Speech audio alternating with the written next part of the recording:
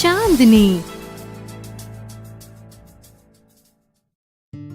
This story is about Abbu Khan and his freedom-loving goats. Abbu Khan lived in Almora, Uttarakhand with his pet goats. He treated them like his children and often talked to them. He took them grazing during the day. At night, he tied them up with a rope in his hut. Although Abbu Khan loved his goats and fed them well, they did not like being tied up.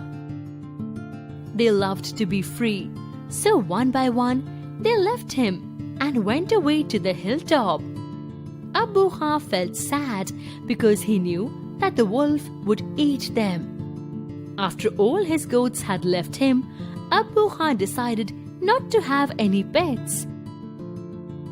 But he missed living with his goats so much that he got a beautiful white little goat. He named her Chandni and shared stories of his dear friends with her. For many years, Chandni lived happily with Abbu Khan. Chandni was fascinated by the beauty of the sun shining on the hills and the breeze blowing through the trees. She wondered what it would be like to run up there. She wanted to be free. Soon, she stopped eating grass and listening to Abbu Khan's stories. One day, she requested Abbu Khan to set her free so that she could go to the hills. Abbu Khan was heartbroken. He warned her that the wolf would eat her. But Chandni was determined to have her freedom. She assured Abbu Khan that she would use her horns to fight the wolf. Abbu Khan reminded Chandni that one of his goats named Kalua had died fighting the wolf, although she was as big as a deer. When Chandni insisted on going to the hills, Abbu Khan locked her in a small hut.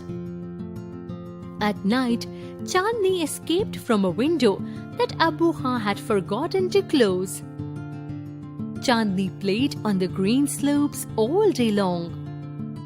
She refused to join a pack of wild goats because she wanted to enjoy her freedom alone. When day turned into night, everything became quiet. Chandni heard a strange grunt and remembered the wolf Abbu Khan had warned her about.